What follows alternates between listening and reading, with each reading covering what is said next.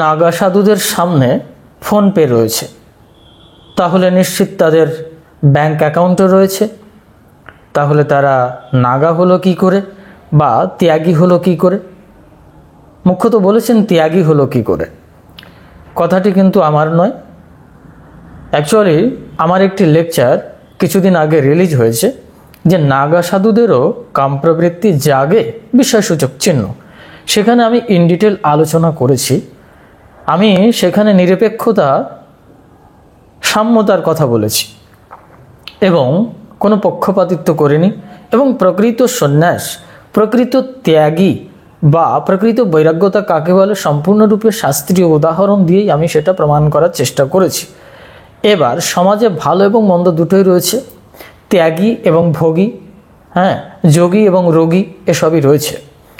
এর সংমিশ্রণে ভালো মন্দটা নিরূপিত হবে একজন ব্যক্তির বিবেকের দ্বারা, আর যে ব্যক্তি সেই আসনে বসে আছে সেই ব্যক্তির মনস্তাত্ত্বিক সত্তা কোথায় আছে। এই দুটো কিন্তু বিপরীতধর্মী বিষয়। আপনি আমাকে কতটুকু চিনছেন আর আমি আমাকে নিজেকে কতটুকু চিনছি, এই জন্যে আমি সেখানে নিরপেক্ষতার কথা বলেছি। কিন্তু এখানে প্রসঙ্গত এই লেকচারটি শোনার পরে প্রথমে যে কথাগুলো বললাম, কোনো একজন ব্যক্তি বা সাধারণ যারা ফলোয়ার্স, যারা সোশ্যাল মিডিয়াতে বিভিন্ন ধরনের বক্তব্য বা বিভিন্ন ধরনের প্রবচকদের, মোটিভেশনাল স্পিকারদের লেকচার শোনেন, তাদেরকে অনেক ধন্যবাদ। এটা একটি ভালো একটি প্রশ্ন, কিন্তু সঙ্গে সঙ্গে একটি কথা মনে রাখার বিষয় যে আপনি কতটুকু তত্ত্ব অনুসন্ধিৎসু দৃষ্টি নিয়ে খুঁজছেন, কতটুকু সত্য দর্শন করবার আপনার ক্ষমতা আছে। কথা বললে আপনি বা আপনারা অপমানিত হবেন না। এর কারণ হচ্ছে শাস্ত্র বলছে খুব সাবধানে পা ফেলতে হবে। শাস্ত্র বলছে যে বিষ্ণুঞ্চ সর্বশাস্ত্রাণি সন্ন্যাসিনঞ্চ নিন্দতি ষষ্ঠী বর্ষ সহস্রাণি বিষ্ঠায়াম জায়তে কৃমি। আমি এই কথাটি প্রথমেই বলে নেব, কারণ অনেক মানুষ শেষ পর্যন্ত শোনেন না, পুরোটা বোঝেন না, মুশকিল হয়ে যায় ওখানে। তখন কি হয়, ভালোর বিপরীতে খারাপ হয়ে যায়। তো যাই হোক, এই কথার অর্থ হচ্ছে যে যারা বিষ্ণু, শাস্ত্র এবং সন্ন্যাসীকে নিন্দা করে সেই ব্যক্তি 60,000 বছর বিষ্ঠায় কৃমি হয়ে কালযাপন করে। না, এটা আমার কথা নয়, এটা শাস্ত্রের কথা। শুধুই শাস্ত্রের কথা নয়, এটা স্বয়ং মহাদেবের কথা। ভগবান শিবশঙ্কর এটা বলছেন। শাস্ত্র অর্থে এখানে বেদ, বেদান্ত, উপনিষদ, মূল শাস্ত্র গ্রন্থ, যেগুলো উপযুক্ত গ্রন্থ। ইহার নিন্দা চলবে না, বিষ্ণুকে নিন্দা চলবে না। আর বিষ্ণুকে নিন্দা চলবে না মানে মহাদেবকে নিন্দা চলবে না, আর সঙ্গে সঙ্গে সন্ন্যাসীকে নিন্দা চলবে না। সন্ন্যাসীর এত গুরুত্ব কেন, ত্যাগীর এত গুরুত্ব কেন? সেটা হচ্ছে স্বয়ং ভগবান শ্রীকৃষ্ণ নিজেই বলছেন, সন্ন্যাসম ঊর্ধ্বনি স্থিত। সন্ন্যাস আমার মস্তকে অবস্থান করে। এই প্রকৃত সন্ন্যাসে যিনি উপস্থিত হয়েছেন বা অধিকারী হয়েছেন, তার কিন্তু তেন ত্যাক্তন ভুঞ্জিতা ব্রহ্মবিদ ব্রহ্মৈব ভাবতি। ব্রহ্মজ্ঞ ব্যক্তি ব্রহ্ম হয়ে যান ত্যাগের মাধ্যম দিয়ে। ভোগ, উপনিষদের কথা এটা আমি বলছি। কেন, সহজ করে একটু বলছি। সেটা হচ্ছে, প্রথমে আমি সন্ন্যাসীর পক্ষে বলবো, প্রথমেই আমি ত্যাগীর পক্ষেই বলবো। কারণ আছে, কারণ আমিও সন্ন্যাসের মঞ্চে বসে আছি। কারণ সাধু বা সন্ন্যাসী এই দুটো শব্দ যখন আমরা প্রয়োগ করি, তখন এটা কোনো ব্যক্তিকে বোঝায় না। সাধু শব্দটা বললেই আপনি যদি আমাকে আঘাত করেন বা আমি যদি কোনো অপকর্ম করি, তাহলে সমগ্র সাধু চরিত্র কলঙ্কিত হয়। সাধু শব্দটি একটি সমষ্টির শব্দ, সন্ন্যাসী শব্দটি একটি সমষ্টির শব্দ। সুতরাং সন্ন্যাস কেন সমষ্টির শব্দ আরেকটু ব্যাখ্যা করে দিই। সম্যক প্লাস ন্যাস, আমি আগের দিনও বলেছি, সম্যক প্লাস ন্যাস অর্থাৎ সম্যক মানে সম্পূর্ণরূপে, ন্যাস মানে ত্যাগ, সম্পূর্ণরূপে ত্যাগ করেছেন। এই রকম স্থানে যিনি উপস্থিত হয়েছেন, সেই সন্ন্যাস কৃষ্ণের মস্তকে অবস্থান করে। আরও পরিষ্কার করে যদি বলি যে সন্ন্যাসের অধিকারী কারা, যিনি ব্রহ্মজ্ঞ তিনি একমাত্র সন্ন্যাসের অধিকারী। কেন? শাস্ত্র বলছে ব্রাহ্মণের ছাড়া সন্ন্যাসের অধিকার নেই। ব্রাহ্মণ মানে তথাকথিত প্রচলিত সামাজিক জীবনে পৈতেধারী টিক্কিধারী এই ব্রাহ্মণের কথা আমি বলছি না, তবে সমাজে এটার প্রয়োজন আছে, অপ্রয়োজনের কথাও আমি বলছি না। সুতরাং দাঁড়াচ্ছে হচ্ছে একমাত্র ব্রহ্মজ্ঞ ব্যক্তি সন্ন্যাসের অধিকারী হতে পারে। আর এই সন্ন্যাসের ভেতরে আবার 4টে প্রকার আছে, ভালো করে জানা দরকার, এটাও শাস্ত্র বলছে। 4 প্রকারের সন্ন্যাস কি? প্রথম হচ্ছে বহুদক, তারপর কুটিচক, তারপর হচ্ছে হংস, তারপরে পরমহংস। বহুদক মানে পরিব্রাজক, সহজ কথা, যারা ঘুরে বেড়ান, তীর্থ পর্যটন করেন। কুটিচক যারা আশ্রম স্থান বা গুফাতে বা নির্দিষ্ট একটি স্থানে থেকে তপস্যা করেন। হংস যারা বেদজ্ঞান চর্চা করছেন চূড়ান্ত বৈরাগ্যের পরে গিয়ে। আর পরমহংস যারা সম্পূর্ণরূপে ব্রহ্মত্ব লাভ করেছেন, অর্থাৎ ওই যে ব্রহ্মবিদ, ব্রহ্মৈব ভাবতি, যিনি ব্রহ্ম হয়ে গেছেন, এই হচ্ছে পরমহংস স্থান। মোট কথা শিবত্ব লাভ করেছেন, নিত্য জগতের সাথে যার নিত্য সম্পর্ক। আবার ইচ্ছা করে তিনি লীলাতে আসতে পারেন, অর্থাৎ জীব হতে পারেন, আবার ইচ্ছা করে শিব হতে পারেন, সহজ কথায়। অর্থাৎ তিনি ইচ্ছা করে ত্যাগ করতে পারেন, আবার ইচ্ছা করে ভোগ করতে পারেন। যেমন শ্রী ঠাকুর রামকৃষ্ণ পরমহংসদেবের আমরা যদি জীবনী দেখি তাহলে সেখানে দেখতে পাই তিনি জীব হত্যা করছেন না, তিনি করছেন না, মা রান্না করে দিচ্ছেন। কোনো একজন জিজ্ঞাসা করলেন যে তিনি এত বড় একজন ঠাকুর, এত বড় একজন মহাপুরুষ বলে জানা যায়, তো সাধু সন্ন্যাসীরা কেন এরকম মাছ মাংস খাবেন? তো মা বললেন, যার জীব সেই হত্যা করছে, যার জিনিস সেই খাচ্ছে। এটার অর্থ বোঝা বহুত কঠিন। আমি কিন্তু মূল সন্ন্যাসের কথা বলছি।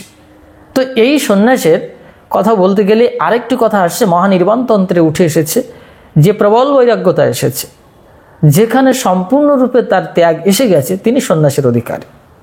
তার মানে ত্যাগী মানে আমরা বুঝতে পারছি যিনি সম্পূর্ণরূপে একজন সন্ন্যাসী, সম্পূর্ণরূপে ত্যাগ করেছেন। এই সন্ন্যাসীর কেন ব্যাংক অ্যাকাউন্ট থাকবে এবং ফোনপে থাকবে? তাই তো বক্তব্য কিন্তু সাধারণ বক্তব্য, সাধারণ প্রশ্ন হতেই পারে। আজকাল আমরা দেখতে পাচ্ছিলাম একটি ভদ্রমহিলা নাকি তাকে সন্ন্যাসী বলে চালানো হচ্ছে, তিনি গৃহত্যাগ করেছেন 2 বছর, নিজে মুখে স্বীকার করেছেন। এসব বলতেও ভালো লাগে না। তো মহাকুম্ভ মেলাতে তিনি খুব নাম কামিয়েছেন। আমি এখানে সেটা ক্লিপ দিতে পারতাম, কিন্তু এই সমস্ত শো করানো একটা ভালো জিনিস নয়। আপনারা অবশ্যই এগুলো দেখলে বেশি মজা পাবেন, এতে ভিউয়ার্সের সংখ্যাও বাড়ে, মজাও লোটা যায়।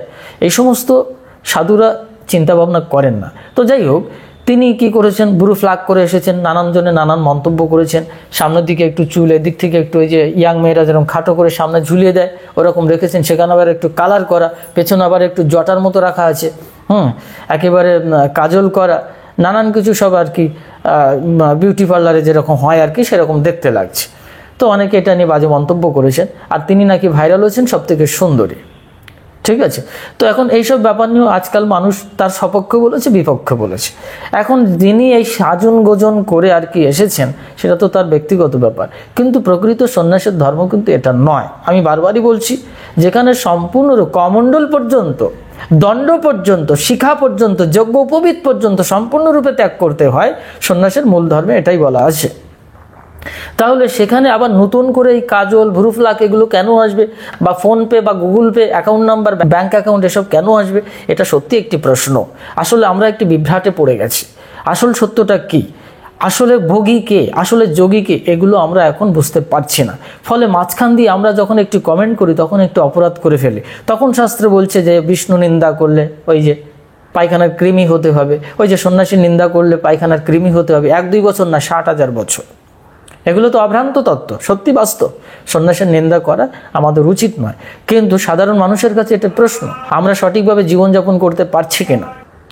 এখন প্রসঙ্গত কথা হচ্ছে, যারা নাগা সাধু হয়েছেন তারা কিন্তু প্রবল বৈরাগ্যতার মাঝখান দিয়ে এখানে এসেছেন। এখন কার সামনে আপনি ফোনপে দেখেছেন, গুগল পে দেখেছেন আমি জানি না, তবে আমার চোখের সামনে অনেক কিছু আমি দেখেছি। সেটা তো সব কিছু আলোচ্য বিষয় নয়, প্রকৃত সত্য আমিও জানি। এখন প্রকৃত সত্য উদ্ঘাটিত হলে সমাজে আরও ব্যভিচার আসতে পারে। এই জন্য প্রকৃতির নিয়ম অনুসারে আমাদের অনেক সময় চলতে হয়, অনেক সময় না, সবসময় প্রকৃতির নিয়ম অনুসারেই চলতে হয়। জ্ঞানীরা সেইভাবে চলেন। এখন যে ব্যক্তি এটা নিয়েছেন বা নিচ্ছেন, তার কতটুকু ভেতরের প্রবল বৈরাগ্যতা আছে, ক্ষমতা আছে হজম করবার, তার হয়তো হজম করবার ক্ষমতা আছে, আপনার হয়তো নেই, কিন্তু আপনি সেই দৃষ্টিকোণ থেকে দেখছেন, এটা হতে পারে। আর যদি তিনি তা গ্রহণ করেন, তার ভেতরে যদি বিষয় আসক্তি থাকে, তাহলে তো তিনি মরবেন, এখন এটা আমাদের কাছে বিচার্য বিষয় যে আসল সত্য কোনটা। যেমন ভগবান শঙ্করাচার্য বলছেন যে ত্যাগ হাসৌ কিমাস্তি, অর্থাৎ ত্যাগ কাকে বলে। উনি বলছেন আসক্তি পরিহারা। আসক্তি ত্যাগের নামই হচ্ছে, আসক্তি পরিহার করবার নামই হচ্ছে সন্ন্যাস বা ত্যাগ। তাহলে কোনো ব্যক্তি যদি তার ভেতর থেকে ত্যাগ করেন, আসক্তি ত্যাগ করেন, কিন্তু তিনি ভোগ করছেন উপনিষদের সিদ্ধান্ত অনুসারে, তেন ত্যাগতেন ভুঞ্জিতা, ত্যাগ করেছেন কিন্তু ভোগ করছেন। কেন বলছি? কারণ যোগাবশিষ্ঠে বলছে, এই গ্রন্থে বলছে যে যিনি মন থেকে ত্যাগ করেছেন, মনের ত্যাগই হচ্ছে মুখ্য ত্যাগ এবং প্রধান ত্যাগ, বাহ্যিক ত্যাগ প্রশস্ত নয়। তাহলে বাহ্যিকভাবে যারা ত্যাগ করছেন শুধু ভেতরে ভোগের আকাঙ্ক্ষা রয়েছে, আবার ভেতর থেকে অনেকে ত্যাগ করেছেন, বাইরে তারা ভোগ করছেন। দুটোই কিন্তু একটু পারস্পরিক হয়ে যাচ্ছে। কিন্তু আমরা সব থেকে গুরুত্ব দিই শাস্ত্র অনুসারে ভেতরের ত্যাগটাকে। সেই ত্যাগটা কার এসেছে? যেমন ধরুন শঙ্করাচার্যকে, এই সন্ন্যাস সম্প্রদায় তো ভগবান শঙ্করাচার্য থেকে আসছেন। তা ভগবান শঙ্করাচার্যকে একবার একজন রাজা তাকে নেওয়ার জন্যে পালকি আদি অনেক কিছু পাঠিয়েছিলেন, দামি দামি বস্তু অলংকার আদি অনেক কিছু দিতে চেয়েছিলেন। বিশেষ করে একটি বিশাল রাজমহলের একটি পালকি, তখনকার সময় বুঝতেই পারছেন কত মূল্য, এখনও তার কত মূল্য। তো শঙ্করাচার্যকে যখন বলছেন এটা আপনি গ্রহণ করুন কৃপাপূর্বক, তখন বলছেন না, আমার যতক্ষণ পা আছে, চরণ আছে, ততক্ষণ আমি চলতে পারবো, আমার এসবের প্রয়োজন হবে না। তাহলে শঙ্করাচার্যা 8 বছর বয়স থেকে সম্পূর্ণ ত্যাগ করে 12 বছর বয়স থেকে সন্ন্যাস নিয়ে তারপরে তার জীবনযুদ্ধে যেটা দেখিয়েছেন তিনি কিছুই গ্রহণ করেননি। সেই শঙ্করাচার্য সম্প্রদায়ের ভেতরে যে সমস্ত সন্ন্যাসী আসছেন তারা কেন পালকিতে চড়ছেন? প্রশ্ন এসে যাবে। তিনি এত কিছু ত্যাগ করে গেছেন, এটা একটি প্রশ্ন রয়ে গেল। এবার ধরুন ঠাকুর রামকৃষ্ণ পরমহংসদেবের কথা বলি। যখন উনি রানী রাসমণির আন্ডারেই তো ছিলেন দক্ষিণেশ্বর, তা ওনার যে জামাতা ছিল, তো তিনি বলেছিলেন যে তাকে অনেক কিছু দেবেন, মানে একসঙ্গে কিছু সম্পত্তি দেবেন, টাকা পয়সা দেবেন। এবং তার ভাগ্নের হৃদয় বারংবারই বলতো, মামা তুমি কিছু গুছিয়ে নাও, কিছু করে নাও। বলছে দুঃশালা, এসব নিয়ে আমি কী করব, আমার মায়ের কোলে আছি, ব্যাস আমার হয়ে গেছে সব। তো রানী রাসমণির জামাতা তাকে দিতে চাইছেন অনেক কিছু, কিন্তু ঠাকুর বলছেন এসব নিয়ে আমার কোনো দরকার নেই, তিনি কিছু চাইছেন না। তো ঠাকুর রামকৃষ্ণ পরমহংসদেবকে খুশি করতে চেয়েছিলেন, কিন্তু ঠাকুর রামকৃষ্ণ পরমহংসদেব কিছুই নেননি। কিন্তু সেই ঠাকুর রামকৃষ্ণ বলছেন সন্ন্যাসীর জন্য টাকা হচ্ছে বিষ, টাকা সন্ন্যাসীর জন্য বিষ। তারই শিষ্য ঘনিষ্ঠ চূড়ান্ত মার্গে ত্যাগী বৈরাগী মহর্ষি স্বামী বিবেকানন্দ, তিনি বিদেশে গেলেন, গিয়ে প্রচার সম্প্রচার করলেন। প্রত্যেকটি লেকচারে তার কত টাকা ধার্য ছিল জানেন কি? তখনকার সময়ের 700 টাকা বিদেশের। এখন একটু হিসাব করে দেখুন, সর্বনিম্ন 1000 টাকা, 1100 টাকা, 1200 টাকা, বিদেশি টাকার কথা বলছি। সেই টাকাগুলো তিনি সঙ্গে সঙ্গে এই দেশে পাঠাতেন। তার নাম হচ্ছে বেলুড়ে মঠ তথা আজকের রামকৃষ্ণ মিশন। টাকা সন্ন্যাসীর জন্য বিষ। আসলে স্বামী বিবেকানন্দের এই টাকাটা ছিল না। তিনি লেকচার দিয়েছেন, তিনি নিজের জীবদ্দশায় বলেছেন যে আমার জায়গায় যদি অন্য কেউ হতো তাহলে মুখ থেকে রক্ত বের হয়ে মারা যেত। এত কথা তার বলতে হয়েছে। কিসের জন্যে? ভারতবাসীর জন্যে। কিসের জন্যে? সর্বমোট লোককল্যাণের জন্যে। খেয়াল রাখার বিষয়, কোনো সন্ন্যাসী যদি এটা গ্রহণ করেন, যেখানে ঠাকুর রামকৃষ্ণ পরমহংসদেব বলছেন টাকা সন্ন্যাসীর জন্য বিষ, সেখানে তারই শিষ্য, ঘনিষ্ঠ শিষ্য, প্রধান মুখ্য শিষ্য, তিনি টাকা রোজগার করছেন বিদেশ থেকে। কিসের জন্য? না ভারতবাসীর জন্য, দরিদ্র নিপীড়িত নারায়ণদের জন্য। এটা লোককল্যাণের জন্য। যখন এটা হয় তখন এটা পরার্থে হয়। বলুন তো দধিচি মুনির কি অধিকার ছিল তার নিজের শরীরের প্রতি? এটা তো ঈশ্বরের দান, কেন তিনি এটা ত্যাগ করবেন? এটা পরার্থে। যখন পরার্থে হয় সেটা ত্যাগ হয়, সেটা আত্মত্যাগ হয়। কিন্তু যখন নিজ অর্থে হয়, নিজের জন্য গ্রহণ করা হয়, তখন সেটা ত্যাগ হয় না, সেটা হয় আত্মহত্যা।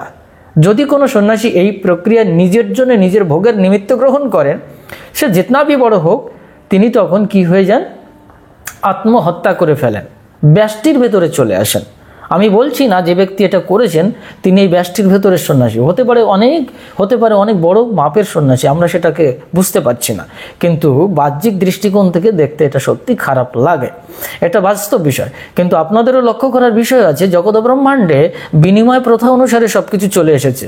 ভগবান শ্রীকৃষ্ণ অর্জুনকে পর্যন্ত বলেছিলেন, তুমি আমায় দুটো জিনিস দাও, আমি তোমাকে দুটো জিনিস দেবো। এবং গীতার একেবারে অন্তিমে, শ্রীমদ্ ভগবদ গীতার অন্তিমে কি বলেছিলেন, খেয়াল করুন, আপনারা এগুলো খেয়াল করেন না। সর্বধর্মান পরিত্যাজ্য মামেকং শরণং ব্রজ।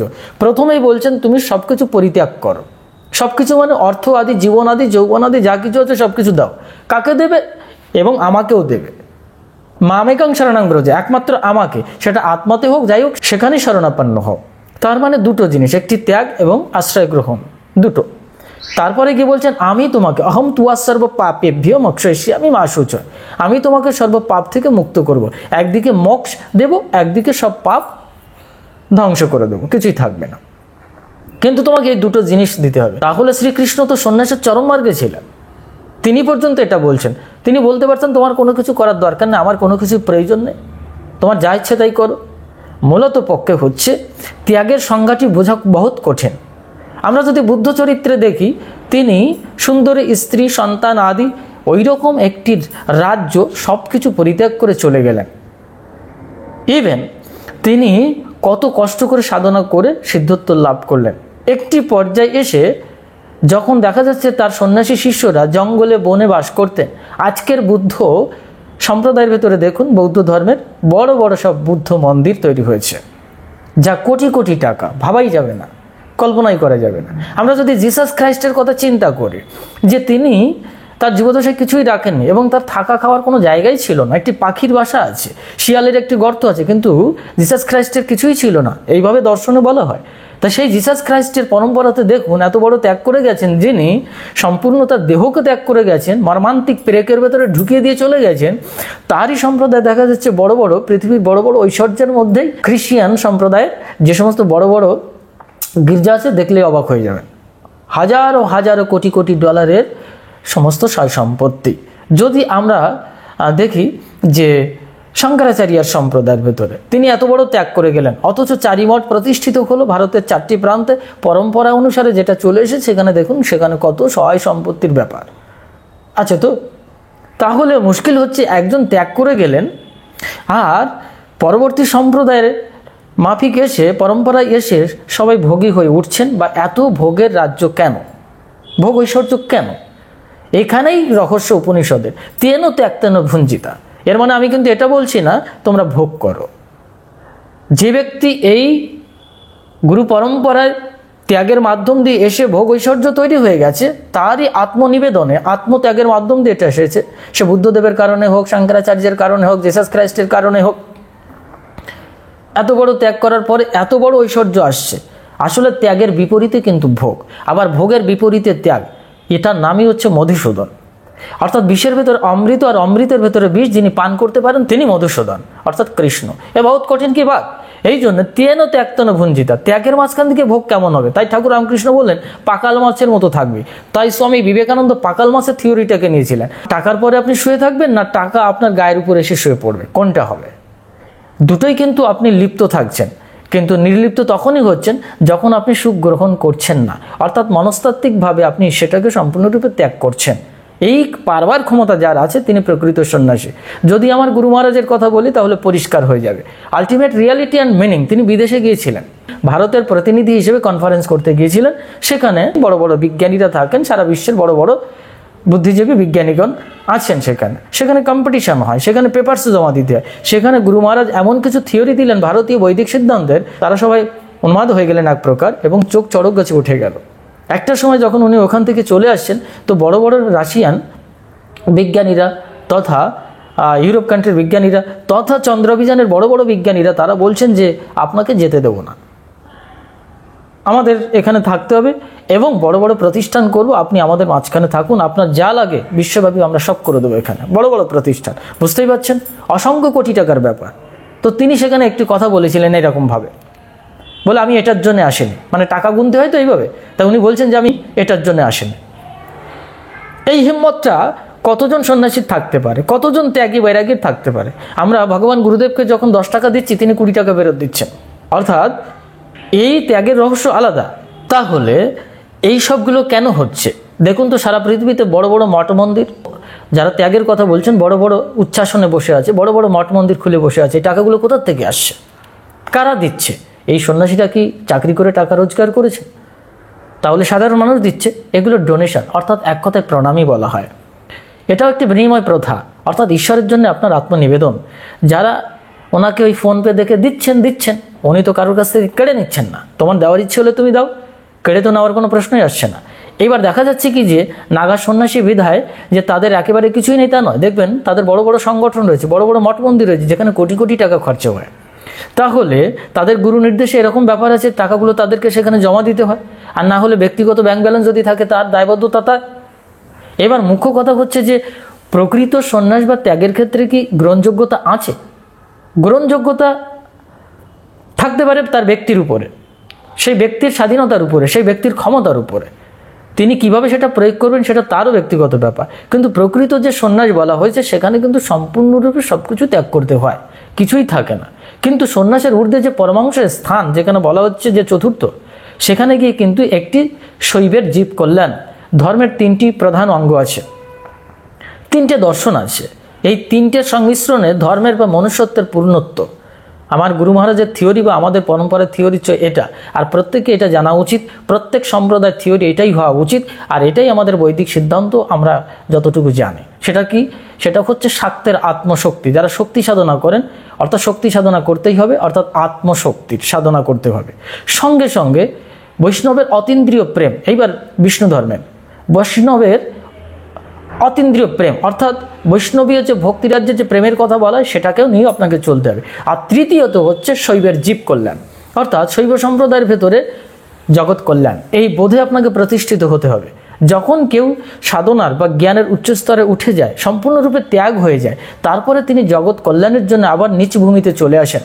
সেই অর্থে যদি আমরা পৃথিবীতে বিচার করি, অনেক বড় বড় মঠ মন্দির রয়েছে যেগুলো অচিনপুরে বলা যায়, অলৌকিক সেই সব সিদ্ধাশ্রম যেগুলো হিমালয় রয়েছে, তারা কিন্তু নিভৃতে জগৎ কল্যাণের জন্য কাজ করছেন। তারা হয়তো স্থূল প্রক্রিয়া এখানে এসে মঠ মন্দির প্রতিষ্ঠা করেননি, কিন্তু তারা নিভৃতে থেকে জগতের কল্যাণে কাজ করছেন। তাদের দিন রাত পরিশ্রম চলছে, সকাল থেকে রাত্রি পর্যন্ত। আমরা এর কতটুকু খবর রাখি? সুতরাং তারা এটাই বলতে পারতো যে আমরা তো সম্পূর্ণরূপে ত্যাগী, তো এসব করবার দরকারটা কি আছে, আমরা এখানে চুপচাপ বসে থাকি। কিন্তু না, চূড়ান্ত সাধনা, চূড়ান্ত পর্যায়ে যখন কেউ পৌঁছে যায়, পরম তত্ত্ব, পরম জ্ঞান লাভ করে, তখন তিনি দেখেন সর্বং খল্লিদম ব্রহ্ম, সমস্ত স্থানে ব্রহ্ম। সুতরাং ব্রহ্মবিদ ব্রহ্মাই বা ভাবতি, তিনি তখন ব্রহ্মজ্ঞ হয়ে যাচ্ছেন। অর্থাৎ তার কাছে টাকা নেওয়া আর না নেওয়া দুটোই সমান। এরকম শাস্ত্রের ভুরি ভুরি উদাহরণ আমি দিতে পারি, কিন্তু সেটা আজকের আলোচ্য বিষয় নয়। মুখ্য কথা হচ্ছে যে ত্যাগ এবং ভোগ কাকে বলে।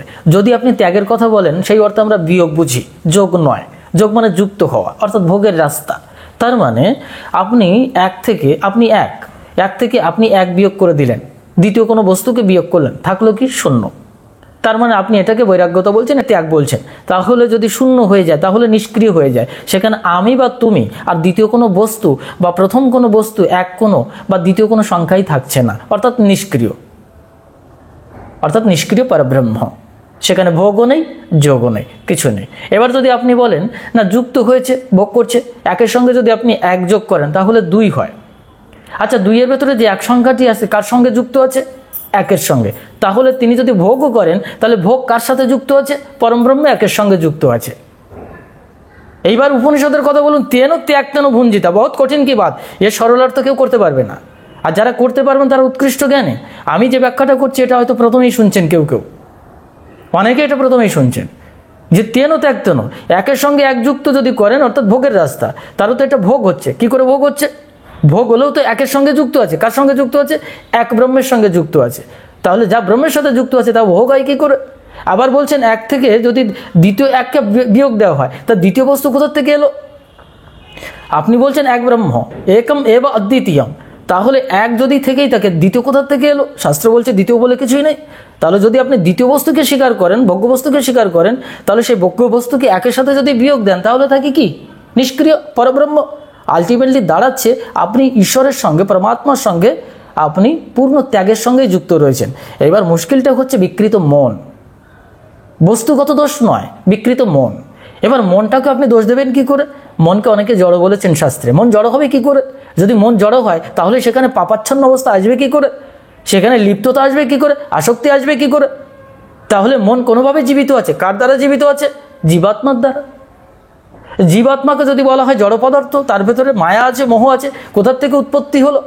এটার জন্য ব্রহ্মসূত্র জানতে হবে, এটার জন্য পঞ্চদশী জানতে হবে, বেদান্ত তত্ত্বের নিগুড় রহস্য জানতে হবে। আলটিমেটলি দেখা যাচ্ছে পরমাত্মা থেকে নিঃসৃত হচ্ছে। আবার পরমাত্মা বলছে আমি নির্লিপ্ত। তা পরমাত্মা যদি নির্লিপ্ত হয় তাহলে এত ক্রিয়া কোথার থেকে উৎপত্তি হলো? তাহলে দ্বিতীয় কোনো ঈশ্বর আছে, দ্বিতীয় কোনো বস্তু আছে? তাহলে এক ঈশ্বর বাদ দিয়ে দ্বিতীয় কোনো যদি ঈশ্বর থাকে তাহলে সেই ঈশ্বরের উপাসনা হচ্ছে, যেটাকে আমরা ভোগ বলছি। তাহলে দাঁড়াচ্ছে আপনি দ্বৈতবাদে যাবেন না অদ্বৈতবাদে যাবেন। যে কোনো রাস্তায় যান না কেন আপনাকে জিরোতেই মিশতে হচ্ছে। আপনি যে কোনো রাস্তায় যান না কেন আপনাকে একেই মিশতে হচ্ছে। এই ভাবনাত্মক যে উপলব্ধিটা, সেখানে কোন সাধু, কোন ত্যাগী, কোন ব্রহ্মচারী যাই বলুন না কেন, যে কোনো প্রতিষ্ঠান যদি এখানে অবস্থান করতে পারে বেটার। আর তা যদি না পারে তাহলে নিজের চরকায় সে নিজে ঘুরছে। এটা একটি অদ্ভুত চরকা খেলা চলছে। তো এই চরকার ভেতরে পড়ে যাবেন না, মুশকিলে পড়ে যাবেন, তখন নিন্দা হয়ে যাবে। এখন মুশকিলটা হচ্ছে সমাজে আমরা দেখতে পাচ্ছি ভ্রু ফ্ল্যাগ থেকে শুরু করে চুল কালার পর্যন্ত থেকে শুরু করে 2 বছর সবে গৃহত্যাগ করেছেন, তিনি বলছেন আমি সন্ন্যাসী হয়েছি। কীভাবে সন্ন্যাসী হয় এটা আমরা বুঝতে পারলাম না। তবে সন্ন্যাসের অর্থ এই নয় যে সে সবসময় বনে থাকবে। সন্ন্যাসের একটা চূড়ান্ত স্থান আছে। সন্ন্যাস কথাটির অ্যাবসলিউট ব্যাখ্যা হচ্ছে যিনি যেখানে অবস্থান করুন না কেন সেখানে সপ্ততীর্থ আদি সমস্ত তীর্থ বিরাজ করে। আর যদি কেউ কোনো নাগা সন্ন্যাসী সম্পূর্ণরূপে ত্যাগ করে একটি চূড়ান্ত পর্যায়ের বিজ্ঞানে পৌঁছায়, তারপরে যদি তিনি তার বুকে কতগুলো সংখ্যা বসিয়ে দেন, ফোন পেতে কতগুলো নাম্বার আছে, গুগল পেতে কতগুলো নাম্বার আছে, বা ব্যাঙ্ক অ্যাকাউন্টে কতগুলো নাম্বার আছে, সেই সংখ্যাগুলো যদি বসিয়ে দেয়, সে সংখ্যাগুলোও তো ব্রহ্ম, শব্দ ব্রহ্ম। এই জন্য ঠাকুর বলেছিলেন টাকা মাটি, মাটি টাকা। এ কথা রহস্য বোঝা বহুত কঠিন কি বাত। কিন্তু মনে রাখার বিষয় হচ্ছে আমরা যেন যারা সন্ন্যাসী আছি, ত্যাগী আছি, তারা যেন ব্যভিচার না করে ফেলে। এই ব্যভিচারের সংজ্ঞাটি আবার আরেকটি অন্যরকম, অর্থাৎ জীবের মতো আচরণ করা। তাহলে তাকে জীব বলা হবে যদি সেই আচরণ করে। আরেকটি মুখ্যত কথা হচ্ছে যে দেখুন বিশ্বব্রহ্মাণ্ডে কত কিছু আমাদের রয়েছে, কিন্তু আপনি কতটুকু ত্যাগ করছেন। আমরা যখনই কারো ত্যাগের নিয়ে প্রশ্ন করছি, ত্যাগ সম্পর্কে, তো নিজের দিকে প্রশ্ন করতে হবে আপনি কতটুকু ত্যাগ করতে শিখেছেন। যদি আপনি চূড়ান্ত একটি রাস্তায় থাকেন তাহলে প্রশ্নটা আসতে পারে আপনি বা আমি একটি বাজে কর্ম করেই চলেছি, বা একজন র্যাপিস্ট রেপ করছে, এবার সে গিয়ে বলছে ওই দেখো ওর সতীত্ব ঠিক নেই, সেটা কি মানবে? জীব হয়ে শিবের বিচার করা কি যাবে? একজন ত্যাগী সন্ন্যাসী শিবত্ব লাভ করেছেন, একজন জীব হয়ে শিবকে কি করে বিচার করবে? করতে পারে না। এবার তা করতে গেলে তাকে সমকক্ষ হতে হয়, সেই রকম সম্পূর্ণ জ্ঞান লাভ করতে হয়। আপনি 25 বছর ধরে পড়াশুনো করেছেন, 25 বছর ধরে বাড়িতে পড়াশুনো করলেন, করে সরকার আপনাকে বিভিন্ন ধরনের ফ্যাসিলিটিস দিল, আপনিও কিছু ট্যাক্স দিলেন, একে অপরের ভাবে সম্পৃক্ত থেকে আপনি বড় হলেন। 25 বছর পরে গিয়ে সরকারকে বললেন আপনি আমাকে একটি চাকরি দিন, মাসে 60,000 টাকা, 1 লাখ টাকা বেতন। সরকার কেন আপনাকে 1 লাখ টাকার বেতনে চাকরি দিতে যাবে?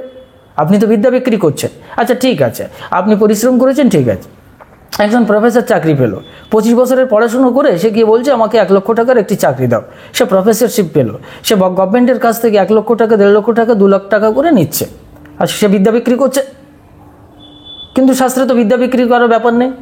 যখন একজন ত্যাগী হচ্ছেন তিনি জ্ঞান বিক্রি কেন করছেন? তিনি ত্যাগকে কেন বিক্রি করছেন? এটা আসলে আমাদের প্রাচীন ভারতীয় সভ্যতায় যদি প্রাচীন ঋষিদের জীবনী দেখেন তাহলে সস্ত্রীক সাধনা করেছেন। অনেক সন্ন্যাসী ঋষি আছেন তারা সস্ত্রীক সাধনা করেছেন, সুন্দরী সস্ত্রীক সাধনা করেছেন। আবার অনেক সন্ন্যাসী আছেন তারা মহর্ষি চরম পর্যায়ে উঠে যাওয়ার পরেও অনেক রাজ্যে গেছেন, তারা সেই রাজ্যের থেকে অনেক অলঙ্কার আদি ঐশ্বর্যকে গ্রহণ করেছেন। অনেক কিছু ব্যাপার আছে। বশিষ্ঠদেব স্বয়ং রামচন্দ্রের রাজত্বে থাকতেন, বিশ্বামিত্র আদি থেকে শুরু করে, যে তাদের রাজ্যে থাকার কি দরকার আছে? তারা তো ত্যাগী সন্ন্যাসী। মূলত পক্ষে হচ্ছে ওই যে শঙ্করাচার্যের পরিভাষায়, ভগবান শঙ্করাচার্যের পরিভাষায় আসক্তি পরিত্যাগের নামই হচ্ছে ত্যাগ। এই ত্যাগে, এই বৈরাগ্যে যিনি পৌঁছেছেন তার বিচার করা যায় না। আর সর্বোপরি একজনের মনের অন্তরালে কি আছে, তার জীবনের অন্তরালে কি আছে সেগুলো আগে জানতে হবে। না জেনে শুনে ভুলভাল ব্যাখ্যা করলে তখন হয়ে যাবে একটি অপরাধ। এই ধরুন আপনি কিছুই দিতে চাচ্ছেন না, সন্ন্যাসীদেরকে আপনি কিছুই দেবেন না, কিন্তু পুরাকালে প্রাচীন ভারতীয় যদি বলে আপনি দাবি করেন, সনাতনী যদি আপনি নিজেকে দাবি করেন, তাহলে সেই সিদ্ধান্ত আছে সন্ন্যাসীকে কিছু দান করতে হবে। সন্ন্যাসী কথাটির অর্থ সেই কারণে এখানে দাঁড়িয়েছে যে চতুরাশ্রম, সন্ন্যাস চতুরাশ্রম, অর্থাৎ একেবারে আলটিমেট স্থান সম্পূর্ণরূপে তিনি ত্যাগ করেছেন।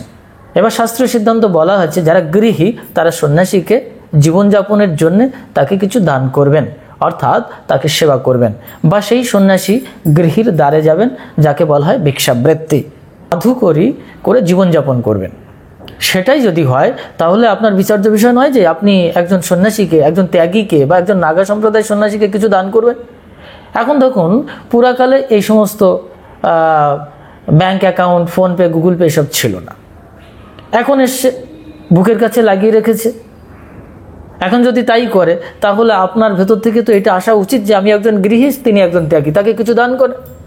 কিন্তু আপনি আলু পটলের দোকানে, মুদির দোকানে, বিভিন্ন স্থানে, ঠিক আছে, ছেলে মেয়েদের ভালো মন্দ খাওয়ানোর জন্য আপনি কিন্তু বাজার ঘাটে গিয়ে টাকা পয়সা ব্যয় করবেন। সেখানে যদি 1 টাকা বাকি পড়ে যায় তাহলে আপনার গালে চড় মারবে, আপনি চড় খেয়ে চলে আসবেন, আপনি এটা মেনে নেবেন। কিন্তু আমাদের পৌরাণিক ভারতীয় সনাতনী যে সিদ্ধান্ত, যেখানে আপনি একজন সনাতনী হিসেবে, যদি সনাতনী না হন সেটা আলাদা ব্যাপার, আপনি কোন সম্প্রদায়ের লোক আমি জানি না, কিন্তু সনাতনী সিদ্ধান্ত একজন সাধু এবং সন্ন্যাসীকে আপনি সেবা করবেন, এটা হচ্ছে গৃহীর ধর্ম, এটা শাস্ত্র বর্ণিত। যদি আপনি শাস্ত্রকে অস্বীকার করেন তাহলে কিছু বলার নেই। আপনি যদি ব্যক্তিগত মত প্রতিষ্ঠা করবার চেষ্টা করেন তাহলে সেটা আপনার ব্যক্তিগত ধর্ম, তাহলে অন্য কোনো রাষ্ট্রে, অন্য কোনো দেশে যেতে হবে, সেটা ভারতভূমিতে নয়। ভারতভূমির সিদ্ধান্ত হচ্ছে, ভারতীয় সন্ন্যাস বা ত্যাগের সিদ্ধান্ত হচ্ছে, চতুরাশ্রম সিদ্ধান্ত হচ্ছে যে আপনি তাকে সমর্পণ করবেন। আপনি সমর্পণ করবেন একজন ত্যাগীর কাছে গিয়ে। একজন নাগা সম্প্রদায়ের সন্ন্যাসী যদি জোর করেও সে তার পুরুষ লিঙ্গকে যদি অকেজো করে দিও যে একজন সন্ন্যাসী হয়, সে জীবদ্দশায় সে নিজেকে আর যৌবনের যে দিকটা, সেক্সুয়াল দিকটাকে সে অ্যাটাচ করতে পারে না বা সে ওটাকে এনজয় করতে পারে না, এটা অনেক বড় ত্যাগ। আপনারা এগুলো কল্পনা করতে পারবেন না, কারণ সাধনা শুরুটাই এই সেক্সুয়ালিটির শুরু থেকে, অর্থাৎ সেটাকে সম্পূর্ণরূপে নিরোধ করে দিচ্ছে। এটা সাধারণ জিনিস নয়। তবে যে মনের ভেতরে কোনো বেকার নেই বা মনের ভেতরে কোনো ভোগ আকাঙ্ক্ষা নেই, কারণ এত সহজে ত্যাগ হয় না, এই অর্থে বলা যেতে পারে যে তিনি কতটুকু কি করেছেন, কিন্তু এটা একটি সমালোচনা। এখন আগে জানতে হবে যার কাছে আপনি দেখেছেন তার কাছে গিয়ে আপনাকে প্রশ্ন করতে হবে যে আপনি কেন এই ফোন নাম্বার রেখেছেন বা অ্যাকাউন্ট নাম্বার রেখেছেন বা গুগল পে, ফোনপে এই সমস্ত রেখেছেন।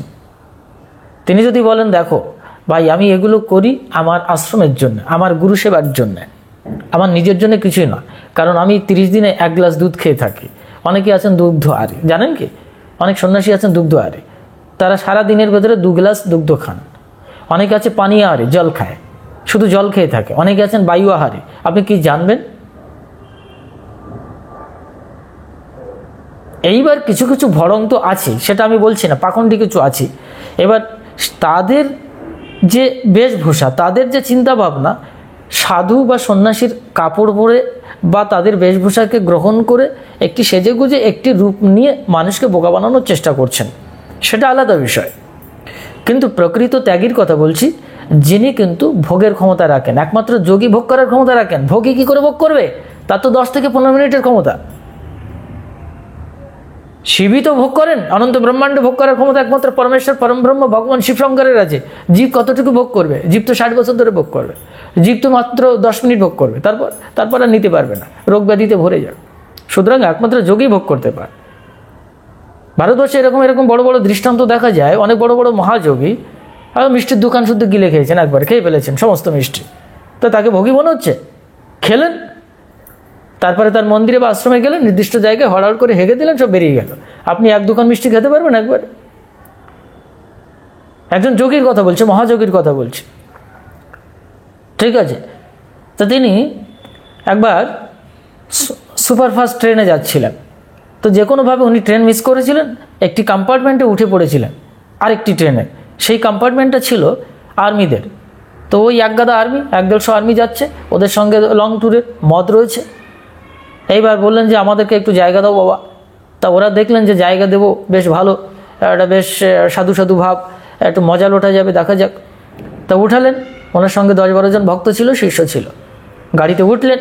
গাড়িতে ওঠার পরে তার আগে ওনারা বললেন যে আপনার সাথে একটি কন্ডিশন আছে, আপনাদের এখানে জায়গা দিতে পারে, সিট দিতে পারে। কন্ডিশনটা হচ্ছে মদ খেতে হবে। উনি বললেন ঠিক আছে, রাজি আছি। শিষ্যরা বললেন সর্বনাশ, গুরু মহারাজ তো কোনোদিন একটি বিড়ি সিগারেট কোনো কিছু ছুঁয়ে দেখেনি, তা সে তাহলে এখন মদ খাবে কি করে? সর্বনাশ, আর মদ খাওয়াটা তো বাঞ্ছনীয় নয়। উঠলেন, বেশ কিছুক্ষণ বাদে মদ খাওয়া শুরু হয়ে গেল। এবার মদের প্যাকের পর প্যাক খেতে শুরু করলেন। যে ঢাল ছিল সে তো দিয়েই যাচ্ছে। এবার বুঝতে পারছেন অতগুলো আর্মি কতগুলো মদের প্যাক রেখে দিয়েছে, মদের বোতল রেখেছে, প্যাকেট রেখেছে, ভাবতে পারছেন। এবার একের পর এক খাওয়া শুরু করে দিয়েছে। এবার ওরা তো মোটামুটি 2-4 প্যাক খেয়ে ওখানে চলে গেছে, শুয়ে পড়েছে, নিদ্রা একেবারে কুম্ভকর্ণের মতো। আর যে ঢাল ছিল সে তো ঢেলেই যাচ্ছে, সমস্ত বোতলগুলো ফাঁকা হয়ে গেছে। ওই গুরু মহারাজ, ওই মহাযোগী, উনি খেয়ে ফেলেন সব। সবাই শিষ্যরা দেখে অবাক হয়ে যাচ্ছে, এটা কি করে সম্ভব। তারপরে ওনার নির্দিষ্ট যে প্ল্যাটফর্ম ছিল সেই প্ল্যাটফর্মে আসলেন, এসে প্ল্যাটফর্মের নিচে দাঁড়িয়ে পেচ্ছাপ করে দিলেন, প্রস্রাব করলেন, ত্যাগ করে দিলেন। বাস খতম। কোথাও কোনো ঢুলু নেই, কোথাও কোনো কুলু নেই, ঠিক আছে, এসব কিছু নেই একদম। শিষ্যরা বলছে ধরতে গেছে, বলে হ্যাঁ ওরে খেলাম, পেচ্ছাপ করে বের করে দিলাম। আছে এই ক্ষমতা? ভারতবর্ষে যোগীদের এই ক্ষমতা আছে। বিষ্ঠাকে তারা জবা ফুল বানানোর ক্ষমতা রাখে। মাকে বিষ্ঠা দিয়ে পুজো দিচ্ছে, এরকম দিতে গিয়ে তারপর লোক সব চোখ বন্ধ করে বসে আছে, চোখ খোলার সঙ্গে দেখছে সব জবা ফুল ফুটে পড়ছে। কি বুঝবেন কি রহস্য আছে? এই হচ্ছে তিয়ানো তিয়াক্তনা ভঞ্জিতা। সুতরাং বিচার্য বিষয়, আপনি আপনাকে বিচার করুন, আর যারা যে প্রান্তে আছে তারা নিজেকে বিচার করুক। একজন সন্ন্যাসী সে নিজেকে বিচার করুক। আসলে কেউ কাউকে বিচার করতে পারে না, সত্যি কথা বলতে হচ্ছে এটাই। কারণ প্রকৃত পক্ষে আত্মা প্রত্যেকের ভেতরে রয়েছে। এই আত্মা তার নিজের ক্ষেত্রে পরিচালনা করছে, কেউ কাউকে পরিচালনা করছে না, আত্মাই পরিচালনা করে, আমরা এটা জানি। আর তাই যদি হয় তাহলে আপনি আপনাকে পরিচালনা করছেন, আর সন্ন্যাসীকে পরিচালনা করছে। এর ভেতরে দ্বন্দ্বতা কোথায়? এর ভেতরে দ্বন্দ্বতা হচ্ছে যে একটি সংকীর্ণতা কাজ করছে, মনের বিকৃতি। এই বিকৃতিকে সঠিক জায়গা আনতে হবে, ভালো করে জানতে হবে, বুঝতে হবে, তারপরে কমেন্ট করতে হবে। আর সর্বোপরি এটা কিন্তু সত্য ধর্ম, সেটা হচ্ছে তারা ফোনপে নাম্বার কেন লাগাবে, গুগল পে নাম্বার কেন লাগাচ্ছে? তার মানে ভারতীয় দৃষ্টান্ত এমন একটি জায়গায় এসেছে, সিদ্ধান্ত সভ্যতা এরকম জায়গায় এসেছে যে সেখানে কিন্তু স্বার্থ নিয়ে সাধুদেরকে দান করে অনেকে, বড় বড় টাকা, কোটি টাকা দান করছে। আবার এরকম অনেকেই আছে তারা কিছুই দান করতে চান না। সুতরাং তাদের জন্য এটা মনে করুন